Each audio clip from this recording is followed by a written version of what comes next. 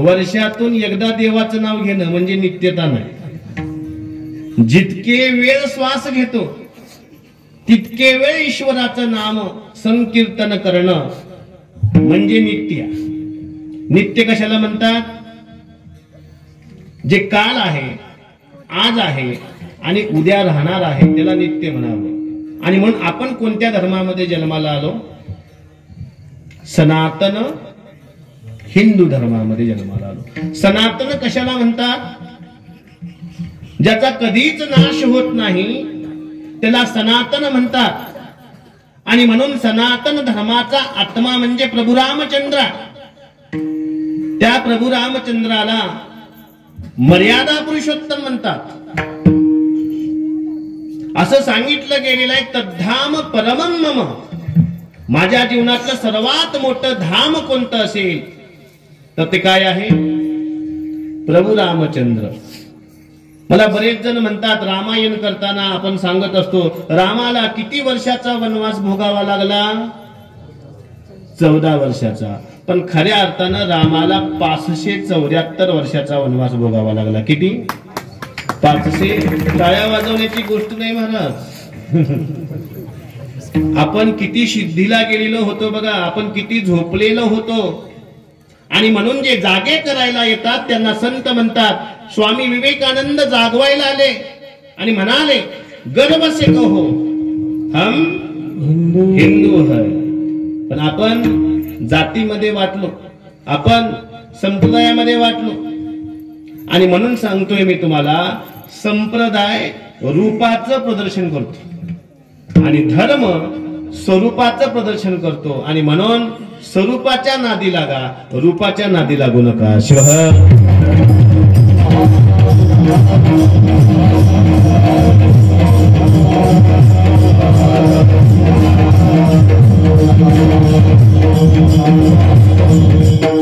मला काय सांगायचं होतं?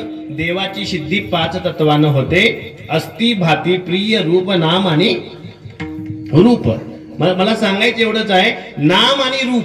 रूपानं राम आणि शिव वेगळे आहेत, नामानं राम आणि शिव वेगळे आहेत, पण अस्ति असण्यानं एकच आहे। भाती तत्वानं प्रिय जेवढा राम प्रिय आहे तेवढाच तुम्ही म्हणाल कसं? प्रभू रामचंद्रांना लंकेवर विजय प्राप्त करत असताना विजय कसा प्राप्त व्हावा ही दृष्टी प्राप्त होत नव्हती महाराज। ती दृष्टी मिळावी म्हणून रामेश्वरामध्ये रामेश्वर भगवंताची स्थापना केली। कुणी? रामे रामेश्वर।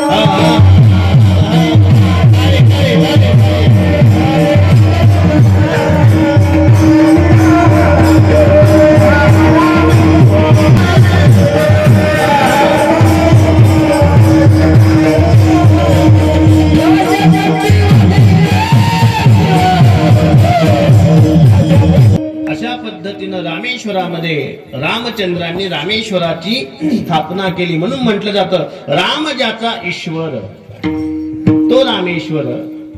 आणि अशा पद्धतीची महत्ती त्या ठिकाणी गायली गेली। आणि त्या रामेश्वराची स्थापना झाल्यावर रामचंद्राला विजयाचा मंत्र मिळाला। आणि म्हणजे लिंग म्हणजे धर्म। ज्या पद्धतीनं रामेश्वराच्या स्थापनेनंतर रावणावर विजय प्राप्त करण्याचा मंत्र प्रभू रामचंद्रांना प्राप्त झाला, तसाच समुद्र मंथन झालं महाराज। समुद्र मंथनामध्ये लक्ष्मी आली, वेगवेगळे रत्न आले, 14 प्रकारचे रत्न आले, सर्वांनी वाटून घेतले महाराज। अमृत आलं, अमृतही पिऊन घेतलं। आणि हलाहल नावाचं विष ज्यावेळी दिसलं त्यावेळी ब्रह्माजींना म्हणाले सर्वजण, अहो ब्रह्माजी, तुम्ही जगाला जन्म देता, त्या विषयाची व्यवस्था लावा। ब्रह्माजी म्हणाले, माझ्याकडे अधिकार आहे पण जन्म देण्याचा, विष पिण्याचा नाही।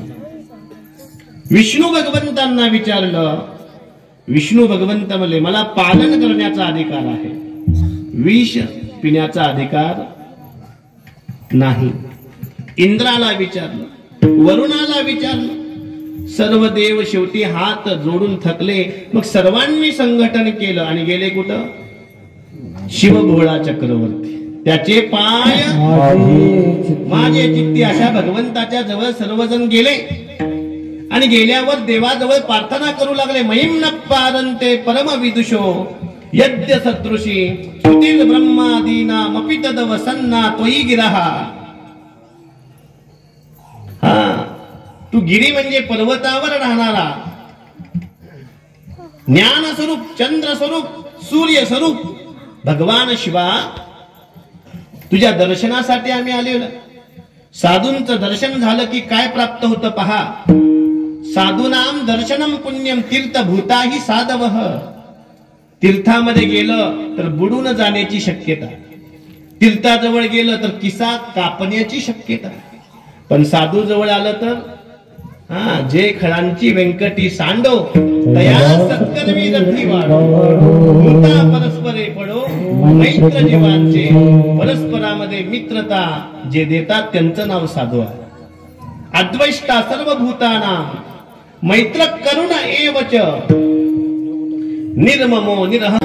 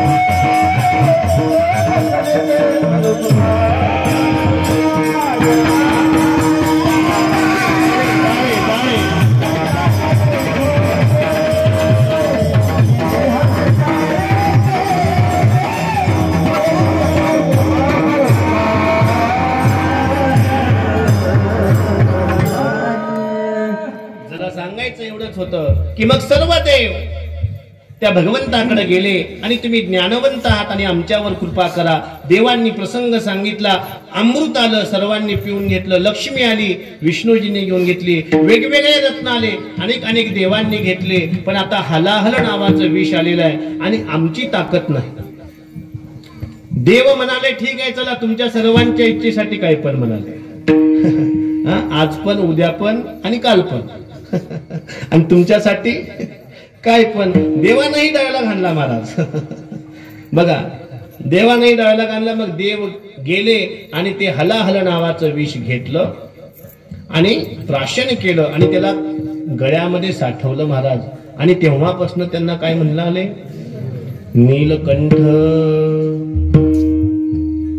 आणि म्हणून एक प्रथा, अरे जो अमृत पीते हैं उसे देव कहते हैं और जो विष का प्याला पीता है उसे देवादिदेव महादेव कहते हैं. आणि म्हणून अयोध्येला गेलो होतो महाराज मी आता, त्यावेळी सर्व साधूंच्या मुखातून एकच वाक्य होतं, अयोध्या तो सिर्फ झाकी है और काशी मथुरा अभी बाकी है.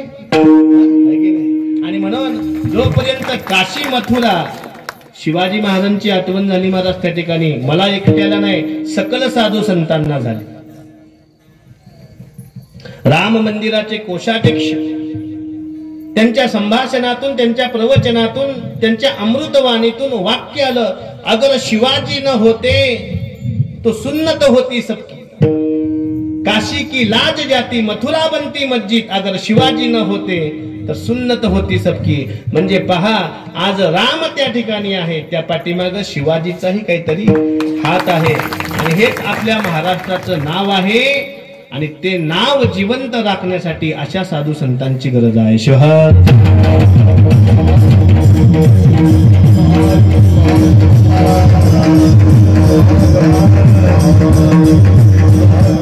आणि मग म्हणून म्हणाले, जो अमृत पितात त्यांना देव म्हणतात, आणि जो विष का पाल्या पिता है उसे देवादी देव महादेव कहते हैं. आणि मग ते महादेवाने विष पिलं, पण महाराज त्रास थांबेना. आणि मग त्रास थांबेना, मग गंगेला धारण केलं तरी त्रास थांबेना, चंद्राला धारण केलं तरी त्रास थांबेना. गळ्यामध्ये नागेंद्र हाराय त्रिलोचनाय भस्मांग रागाय नमः शिवाय नित्याय शुद्धाय दिगंबराय तस्मै नकाराय नमः शिवाय असा नागेंद्र साप गळ्यामध्ये धारण केला, तरी सुद्धा गळ्याचा दाह शांत झाला नाही. परंतु ज्यावेळी भगवान शंकरांनी आपल्या मुखातून राम शब्दाचा उच्चार केला, त्यावेळी तो दाह थांबला. मग मला सांगा, भगवान शंकराच्या हृदयामध्ये राम आणि रामाच्या हृदयामध्ये जर भगवान शिव असतील, तर तुम्ही आम्ही भांडण केलं पाहिजे की एकत्र बसलं पाहिजे? भजन करी महादेव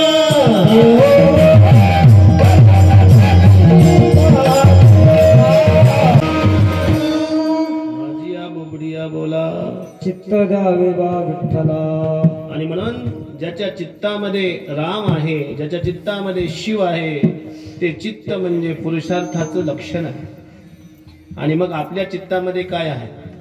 हा, ज्ञानोबा माऊलींना विचारा. मज हृदयी सद्गुरु तेने तारिलो हा संसार पुरू. या संसाराच्या पहिल्या तीराला मी जाण्यासाठी समर्थ ठरलो. त्याच्या पाठीमाग कारण काय असेल तर निवृत्तीनाथासारखे सद्गुरु ज्ञानदेव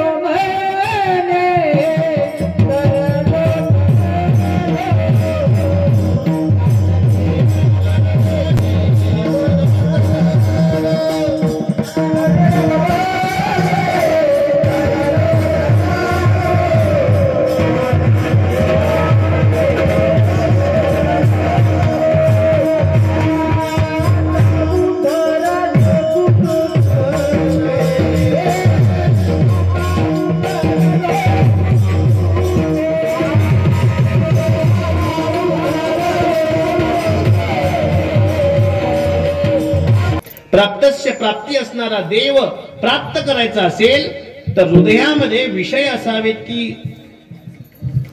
ज्ञान भक्ती कर्म उपासना असावी, किंवा भगवंताचं नाव असावं, भगवंताचं नाम असावं. बरोबर आहे. पण आपल्या हृदयामध्ये काय आहे? विषय आहेत. म्हणून आपण जीव आहोत. आणि या जीवाचं लक्षण ज्ञानोबा माऊली करतात, विषय विषयाचा परिपाडू. गोड विषय लागे कडू, कडू विषय तो गोड जीवाला. जीवाचं लक्षणच सांगितलं, जे गोड आहे ते कडू लागतं, कडू आहे ते गोड लागतं. असं जर आपलं होत असेल तर समजायचं आपण अजून जीव आहोत. आणि ही जीव दशा बदलायची असेल तर आपल्या हृदयामध्ये रामाला तरी आणा किंवा शिवाला तरी आणा. आणि राम शिव आपल्या हृदयामध्ये आले की आपलं जीवन पवित्र होणार आहे. आणि म्हणून रावणावर विजय प्राप्त करण्यासाठी रामांनी हृदयामध्ये भगवान शिवाला आणलं. हलाहल नावाचं दाह थांबवण्यासाठी भगवान शंकरांनी हृदयामध्ये काय आणलं? हृदयामध्ये राम आणला. लक्षात ठेवा मी काय म्हणतोय. रावणावर विजय प्राप्त करण्यासाठी प्रभू रामचंद्रांनी हृदयामध्ये राम आणले. बरोबर आहे. म्हणून म्हणलं ऐका, म्हणलं काय म्हणलं मी? प्रभू रामचंद्रांनी हृदयामध्ये काय आणले? शिव आणले. जाग्या हात. आणि हलाहल नावाचा दाह शांत करण्यासाठी भगवान शिवांनी हृदयामध्ये राम आणले. आणि या कलियुगामध्ये ज्यांनी राम आणले, येणाऱ्या काळामध्ये ज्यांनी शिव आणणार आहेत, मथुरेमध्ये कृष्ण आणणार आहेत, त्यांच्यासाठी त्या अयोध्येमध्ये वाक्य गाजत होतं महाराज, जो राम को लाए है उनको हम लाएंगे. आहे की नाही? किती मोठं वाक्य. केला इशारा जाता जाता. मी कुणाचं नाव घेत नाही आणि मी त्यातला नाही, तेही सांगतो तुम्हाला. पण जे तिथं चाललं होतं ते मी तुम्हाला हिथं चित्रीकरण करतो. मला एवढंच सांगायचंय, अभंगाकडे येऊया, चिंतन आपलं मांडूया. मला एवढंच सांगायचं आहे, रामाच्या हृदयामध्ये शिव आहेत, शिवाच्या हृदयामध्ये राम आहे. शास्त्राने प्रमाण दिलेलं एकम सद्विप्रा बहुधा वदंती, देव एकच आहे, पण राम आणि नाम आणि रूपानं तो वेगळा झाला.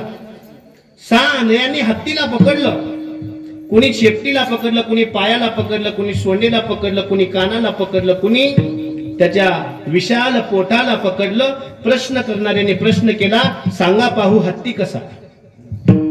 ज्यानं शेपटीला पकडलं तो म्हणतोय चिवाटी सारखा, ज्यानं सोंडेला पकडलं तो म्हणतोय पाईप सारखा, ज्यानं पायाला पकडलं तो म्हणतो पिलर सारखा, ज्यानं कानाला पकडलं तो म्हणतोय सुपासारखा, ज्यानं पोठाला पकडलं तो म्हणतोय विशाल डोंगरासारखा.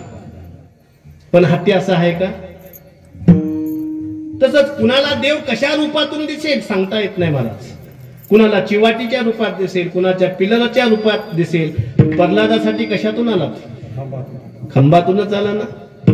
आणि म्हणून देवाची भक्ती आंधळी होऊन करा किंवा डोळस होऊन करा, शेवटी तुम्हाला काय मिळणार आहे?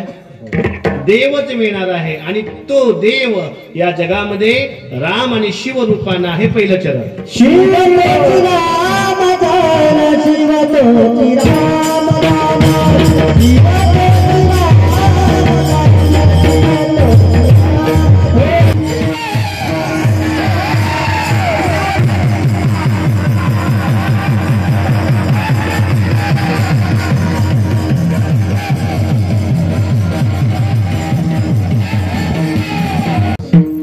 आणि म्हणून हा आनंद आज तेलंगवाडी नगरीमध्ये संपन्न होतोय. मला सांगायचं आहे दुसऱ्या चरणाचं चिंतन, स्वरूपाचं चिंतन कसं असतं बघा. देव रूपानं वेगळे आहेत, देव नामानं वेगळे आहेत, पण देव स्वरूपानं मात्र कसे आहेत? एक आहे. तुम्हाला माहित आहे का, आपण आपल्या डोक्याच्या वरती काय आहे? आकाश आहे, बरोबर आहे. त्याला काय म्हणतात? आपल्या डोक्याच्या वरती असणाऱ्या आकाशाला काय म्हणतात? महाकाश म्हणतात. घरामध्ये असणाऱ्या आकाशाला काय म्हणतात? घराकाश. घटामध्ये असणाऱ्या आकाशाला काय म्हणतात? घटाकाश. हृदयामध्ये आकाश असणाऱ्या आकाशाला काय म्हणतात? हृदयाकाश. घागरीमध्ये असणाऱ्या आकाशाला काय म्हणतात? घागरी आकाश. म्हणजे जशी जशी उपाधी भेटेल तसं तसं आकाशाचं नाव बदलत जातं. तसंच देव जशा जशा लीला करतो तसं तसं रूप आणि नाम बदलत जातं. लक्षात घ्या. मला काय सांगायचं? सर्व घटी राम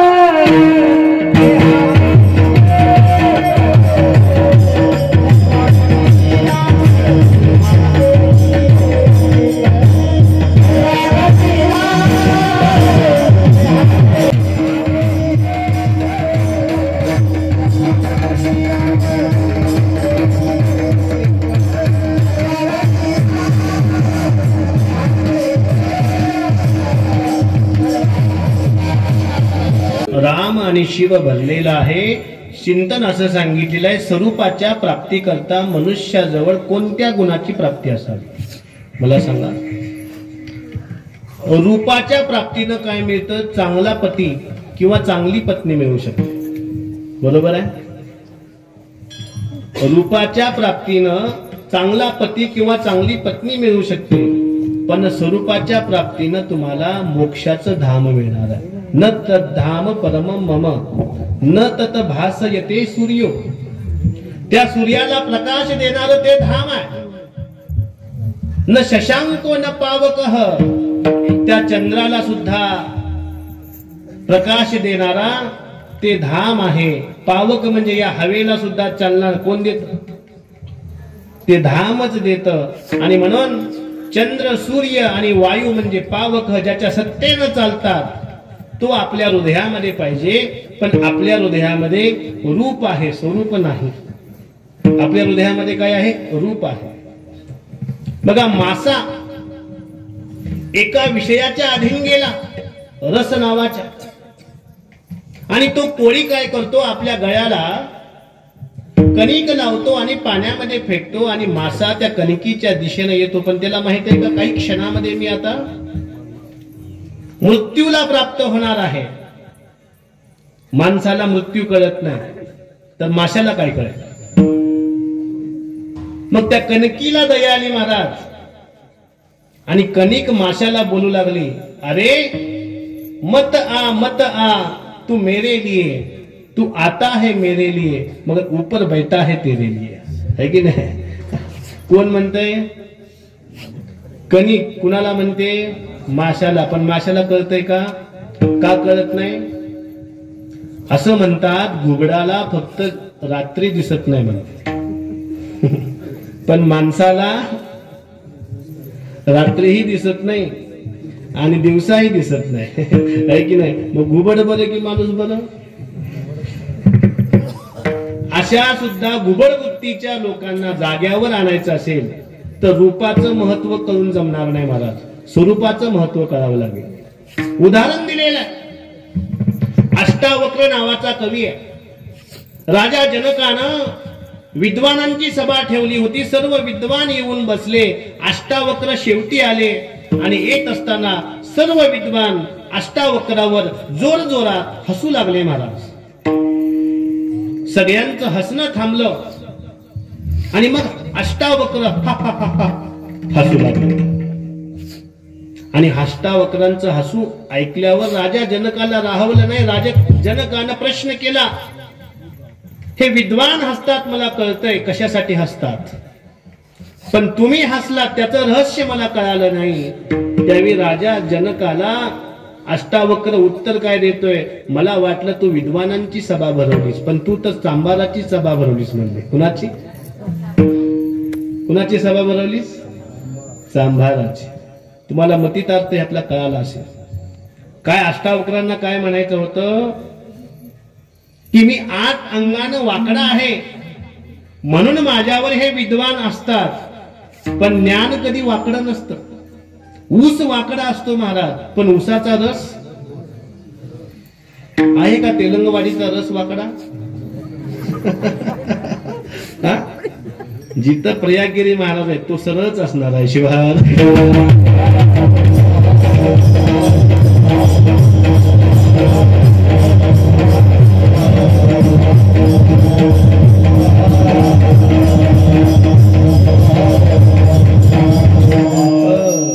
स्वरूप कसं असतं पहा. दोन संत आहेत आणि एकमेकांना भेटले. एका संतांच्या हृदयामध्ये थोडासा अहंकार, आणि अहंकारानं भरलेले संत सरळ असणाऱ्या संताला प्रश्न करू लागले. विचार म्हणले, प्रश्न कुठलाही. मी काशीमध्ये अध्ययन केलेलं, माझ्यावर कृपा आहे ज्ञानेश्वरांची, माझ्यावर कृपा आहे मन्मथ माऊलींची. विचारा प्रश्न म्हणाले.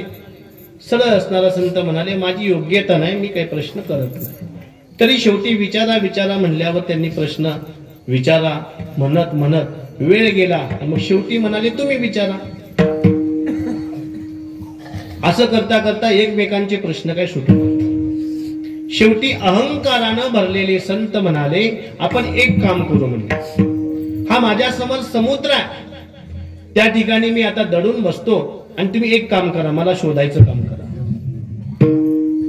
काय हरकत नाही म्हणले. आणि मग ते संत अनिमा गरिमा लघिमा प्राकाम्य अशा नवसिद्धीनं प्रसन्न असणारे संत, आणि त्यांनी एका माशाचं रूप धारण केलं आणि समुद्रामध्ये जाऊन दडून बसले महाराज. आणि हे सरळ असणारे संत त्यांना शोधू लागले आणि त्यांनी बरोबर तो मासा ओळखला आणि त्या माशाला स्पर्श केल्या संत मूळ स्वरूपामध्ये प्रकटले. आणि मग प्रकटल्यावर त्यांनी प्रश्न केला, आता तुम्ही दडून बसा, मी शोधतो की नाही बघा. म्हणजे आता याचा अहंकार खाली करायचा होता. आणि म्हणून ते संत पाण्यामध्ये जाऊन दडले महाराज. हजारो वर्ष झाले पण अजूनही ते संत त्यांना सापडले नाहीत. आणि शेवटी समुद्राला प्रार्थना केली, समुद्रे वसने देवी प्रवतस्तन मंडले, अशी प्रार्थना केली आणि सांगितलं की आता मी थकलेलो आहे आणि तुम्ही मला दर्शन द्यावं. त्यावेळी ते संत बाहेर आले आणि त्यावेळी त्यांना विचारलं, अहो मी तुम्हाला माशामध्ये शोधलं, मगरीमध्ये शोधलं, शिंपल्यामध्ये शोधलं, नवे नवे अमिबा सारखे सूक्ष्म जीव असतात ना, त्या जीवामध्ये सुद्धा तुम्हाला शोधलं, तरी सुद्धा तुम्ही मला सापडले नाहीत. कारण काय आहे तर मी माशाचं रूप नाही घेतलं, मी शिंपल्याचं रूप घेतलं नाही, मी मगरीचं रूप घेतलं नाही, मी सुसरीचं रूप घेतलं नाही, मी पाण्याचं स्वरूप घेतलं. शिवहर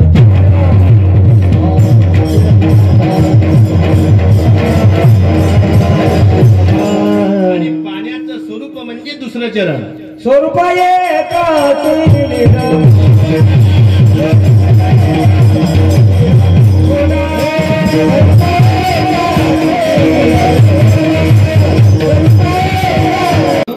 ब्रह्म विश्वपती तो जान. ब्रह्मा विष्णुपती किंवा विश्वपती. विश्वपती झालो पाहिजे. पती म्हणजे काय हो? पती कुणाला म्हणतात? त्यांना माहिती आहे. पती मालकाला म्हणतात. मग पती झाल्यावर मालक व्हावं की सेवक व्हावं? बोला बोला. जरा जरा विनोदी व्हायला पाहिजे. सांगा ना, पती झाल्यावर मालक व्हावं की सेवक व्हावं? मोठ्यानं बोला, मला ऐकू येत नाही थोडं. पती झाल्यावर मालक व्हावं की सेवक व्हावं? राजा व्हावं. ठीक आहे, ठीक आहे. राजा अर्थ या ठिकाणी लागत नाही बाबा, पण पती या ठिकाणी मालक व्हावं की सेवक व्हावं? तर मी तुम्हाला एक अर्थ सांगतो, कसं पडते बघा तुम्हाला. पती झाल्यावर जर मालक झालो, राष्ट्रपतीनं मालक व्हावं की सेवक व्हावं? पती शब्दाचा अर्थ मालक नाही, सेवक आहे. प्रधान सेवक असावा की मालक असावा? सेवक असते तर 70 वर्षापूर्वीच रामाला असता. सेवक असते तर 70 वर्षापूर्वीच काशीमधले ज्ञानवापी स्वतंत्र झाली असती. मथुरामध्ये भगवान वसुदैव कुटुंबकम कंस चारुण मर्दनम देवकी परमानंदम कृष्णम वंदे जगद्गुरु. आपण मला जगद्गुरु म्हणा असं म्हणल्यानं जगद्गुरु होता येत नाही. जगानं आपल्याला म्हणावं असा कृष्ण तो मथुरेमध्ये आला असता. जर सेवक असतो तर आपण काय झालो? मालक झालो. आणि म्हणून राष्ट्र उन्नती आणि धर्म उन्नती करायची असेल तर मालक बनू नका, सेवक बना. शिवहर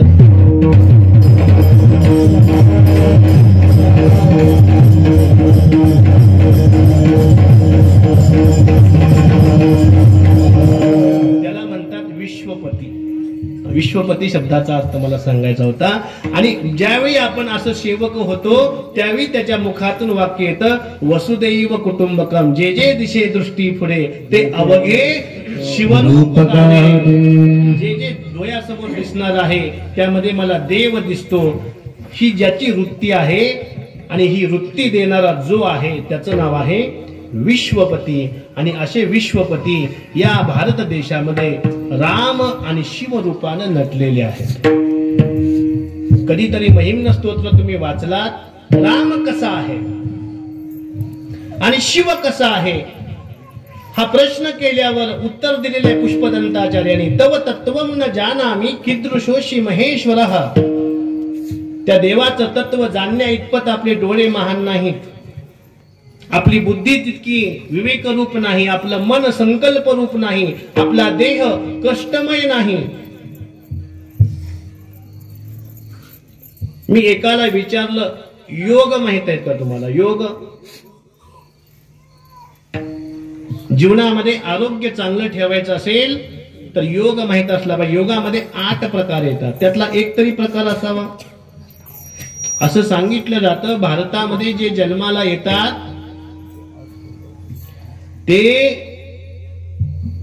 भूमी मातेचा सुद्धा सन्मान करतात, आपल्या हातांचा सन्मान करतात, आपल्या हृदयाचा सन्मान करतात.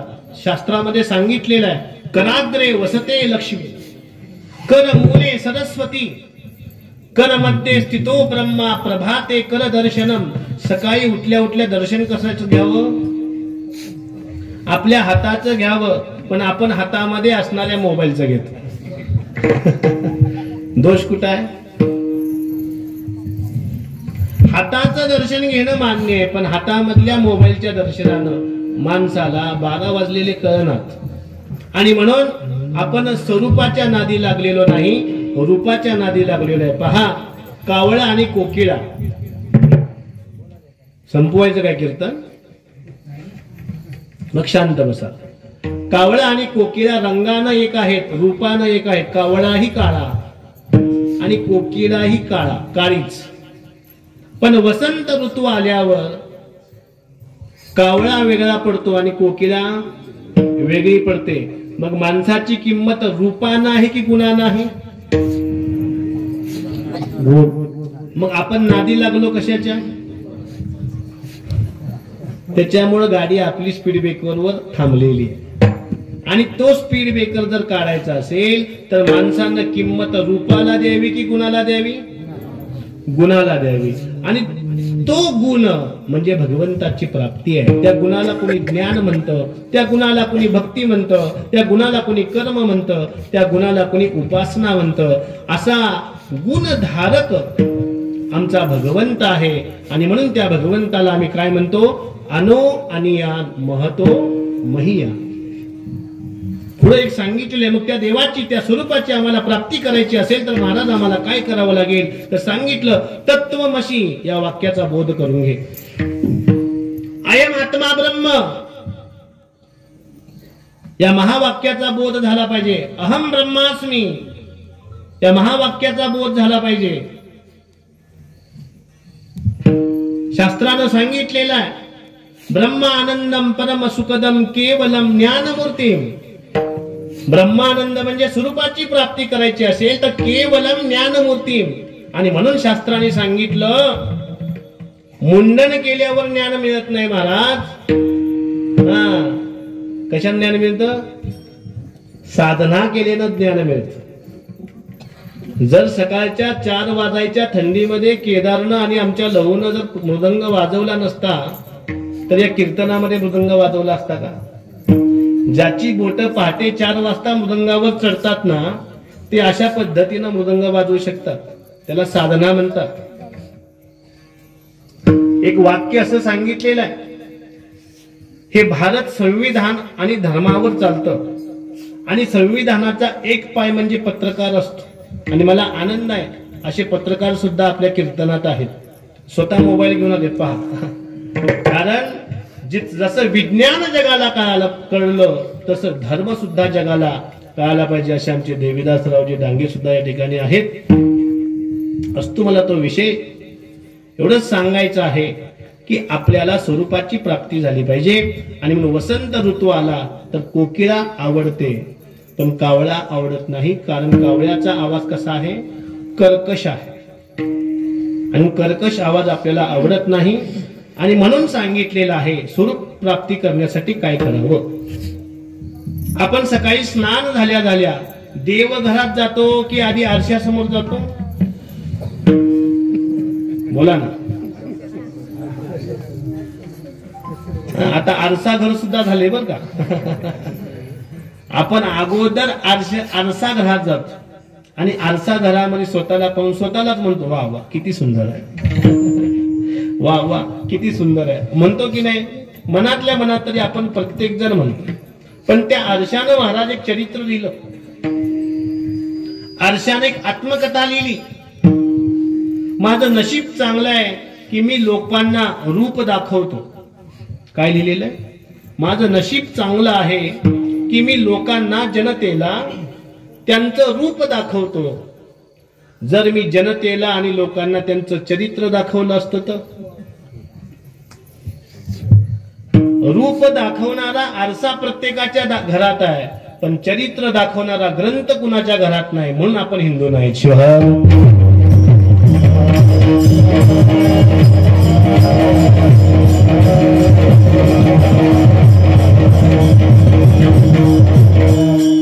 ज्यावेळी अखंड राष्ट्र गर्व से कहो हम हिंदू है ही एक वाक्यता येईल त्यावेळी काय होईल? एकमेकांमधला भेद निघून जाईल. तिसरं चरण सर्वे काय भेद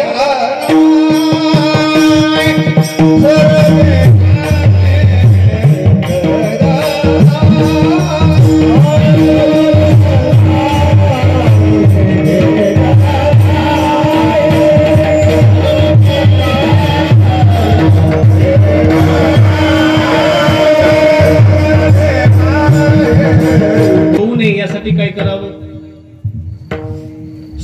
नवऱ्यामध्ये आणि सुनामध्ये वाद होते, वाद मिटेना. शेवटी सासू एका संतांच्या जवळ गेली आणि सांगितलं, महाराज आमच्या घरामधलं भांडण मिटवा, तुम्हाला सोन्याचा मुकुट देते. मग महाराजांनी उपाय सांगितला, सून भांडायला आली की तोंडामध्ये पाणी घ्यायचं. औषध सांगितलं, काय घ्यायचं? सून भांडायला आली की तोंडामध्ये पाणी घ्यायचं. सासू शांत झाली, पण सून काही शांतच होईना. सुनाला कळालं की सासू या ठिकाणी जाऊन औषध घेऊन आली. तीही गेली आणि तिनंही महाराजांना विचारलं की माझं सासूचं भांडण होतंय, काहीतरी औषध सांगा. महाराजांनी सांगितलं, तोंडामध्ये पाणी घ्यायचं. तिथंही वाद मिटला. तोंडामध्ये पाणी घेतल्यावर जर वाद मिटत असेल तर तोंडामध्ये राम आणि शिव घेतल्यावर काय मिटेल? जन्म जन्मांतराचा वाद मिटल्याशिवाय राहणार नाही, असं सांगितलेलं आहे महाराज. ब्रह्म सत्यम जगन मिथ्या जीवो ब्रह्मैव नापराहा. अहो एक देव सत्य, बाकी सर्व मिथ्या आहे. कसं? जसं दोरीवर दिसणाऱ्या सापा शुद्ध पडला. दोरीवर दिसणाऱ्या सापामुळे माणसाला काही सुधरना, पण खऱ्या अर्थानं तो साप आहे का?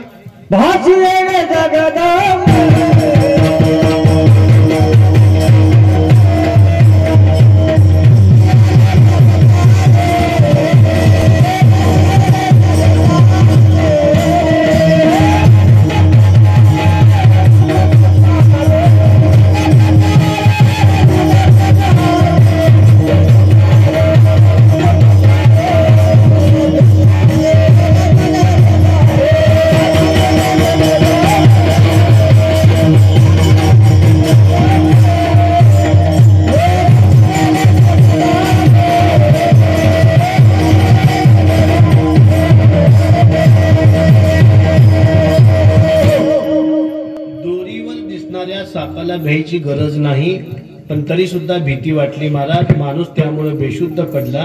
मला सांगा, दोरीवर दिसणारा साप जर बेशुद्ध पाडत असेल तर संसार काय करत असेल? दोरीवर दिसणाऱ्या सापासारखा संसार आहे. आणि म्हणून संसार कसा आहे?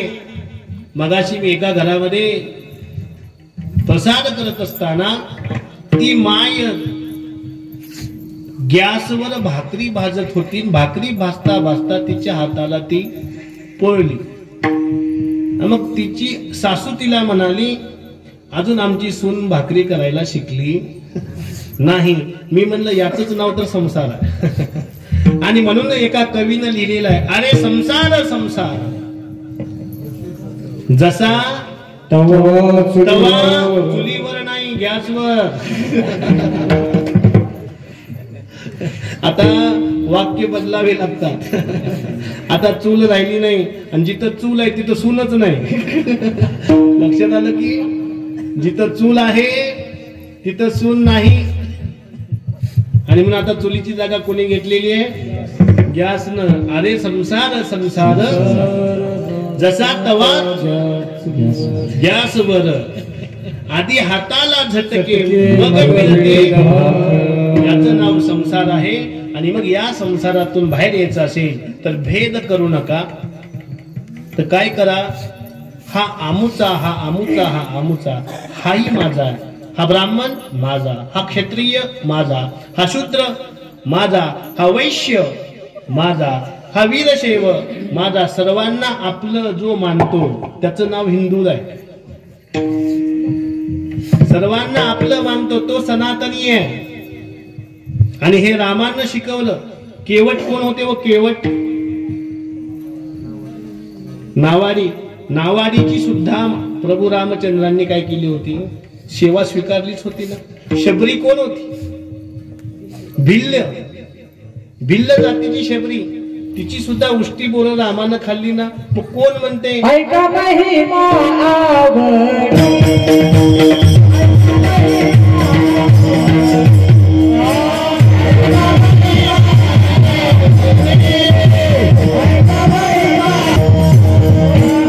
प्रत्येकाचा उद्धार केलेला आहे प्रभू प्रभू रामचंद्रांनी, आणि तो उद्धार करत असताना जात पाहिली नाही. आणि म्हणून साधूची आणि संतांची जात पाहू नये. कबीरांनी एका ठिकाणी सांगितलं, जात न पूछिए साधू की, पूछ लीजिए ज्ञान. मोल करो तलवार का, पडी रहनी दो म्यान. युद्धाला जायचं आहे, मग काय म्यान घेऊन युद्ध करता येईल की तलवार घेऊन महाराज? हा, पण तुम्ही म्यान घेऊन गेल्यावर, म्यान म्हणजे जातीसाठी लढणं आहे आणि तलवार म्हणजे ज्ञानासाठी लढणं आहे. ज्ञानासाठी लढा. आणि म्हणून साधू जगामध्ये देतात ते ज्ञान, आणि म्हणून ते जगामध्ये पूज्य असतात. अशा पूज्य प्रयागगिरी महाराजजी यांच्या दर्शनाचा लाभ तुमच्यामुळे झाला, तेलंगवाडी नगरामुळे झाला. आणि म्हणून एका ठिकाणी असं म्हणतात, तुमच्या नादानं तुमच्या गावाला यावं असं वाटलं. काय म्हणतात? तुमच्या नादानं तुमच्या गावाला यावं असं वाटलं आणि माझं हृदय आनंदानं दाटलं. आहे की नाही? माझं हृदय आनंदानं दाटलं. ज्यावेळी हृदय आनंदानं दाटतं, प्रेमानं दाटतं, त्या ठिकाणी भक्ती येते, त्या ठिकाणी ज्ञान येतं. ज्ञानोबा माऊलींचं प्रमाण आहे, भक्ती प्रेमा विन ज्ञान नको देवा, ज्ञान नको देवा. आणि म्हणून आपल्याला ज्ञान प्राप्त करायचं असेल तर भक्ती आणि प्रेम हे भेदाभेद टाळतात. आणि म्हणून शिवसंत लक्ष्मण महाराजांनी आज आपल्या पवित्र या नगरामध्ये भागवताची कथा चालू आहे. आणि भागवत कथेमध्ये दशमस्कंदामध्ये आलेला एक श्लोक आहे, आणि तो श्लोक आपल्याला काय सांगतो पहा. यदि सा ललना वसती हृदये, यदि सा ललना वसती हृदये, क्व जपक क्व तपक का समाधी गती.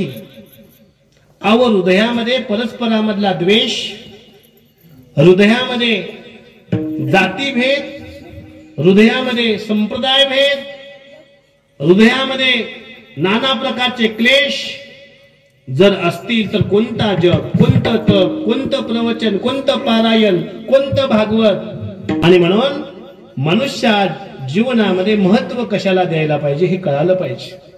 आणि म्हणून विद्यार्थ्यांनी ज्ञानाला महत्व द्यावं, गृहस्थ्यांनी धनाला महत्व द्यावं, वानप्रस्थ्यांनी प्रवासाला महत्व द्यावं, आणि संन्यासांनी मोक्षाला महत्व द्यावं असं सांगितलेलं आहे. शैशवे अभ्यस्त विद्यानाम, यौवने विषयैषिणाम, वार्धक्ये मुनिवृत्तीनाम, योगे नांते तनुत्यजाम. अशा पद्धतीची संगती प्रयागगिरी महाराजांच्या सानिध्यामध्ये आल्यावर मला मिळाली.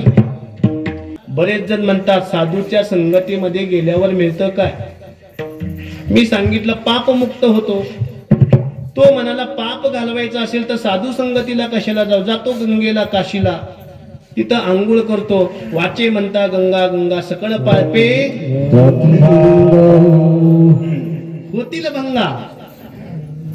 साधू जवळ जायची काय गरज आहे?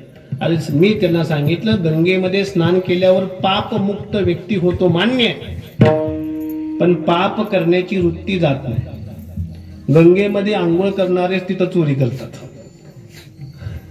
काशीला गेल्यावर कुणाचा किसा मारला की नाही? ते किसा मारणारा रोज गंगेत आंघोळ करतो महाराज. गंगेमध्ये आंघोळ केल्यावर पाप मुक्त होतो माणूस, यात शंका नाही, पण पाप करण्याची वृत्ती नष्ट होत नाही. पण साधू संगतीमध्ये आल्यावर पापासहित पापाची वृत्ती नष्ट होते. येताना आमचे श्रीकांत स्वामी मला सांगत होते, डोलारा गाव म्हणजे डोलारा गावातले पहिली माणसं कशी होती? पिता इति पिता होते. कसे होते? पालयती इति पिता नव्हे, पिता इति पिता होते. पिता शब्दाचे दोन अर्थ आहेत. आपला पिता कसा आहे लेकरांनो? तुम्ही विचार करा. पालयती इति पिता आहे की पिता इति पिता आहे? पोरग हसलं काहीतरी नाव शिवाय.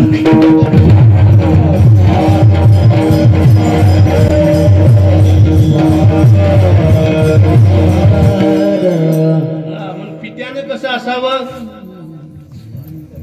पालयती इति पिता असला तर त्याची लेकरं ज्ञानाच्या, विज्ञानाच्या, धर्माच्या, संस्काराच्या शिखरावर जातात.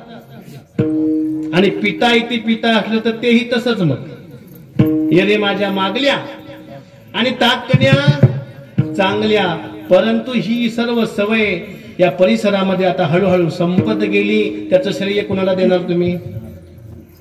आणि म्हणून प्रयागगिरी महाराजांनी जसं प्रयागावर संगम आला आणि तिथं वेणीदान दिलं की जीवन मुक्त होतं. आता वेणीदान द्यायला प्रयागला जायची गरज नाही, डोलाऱ्याला जा. शिवाय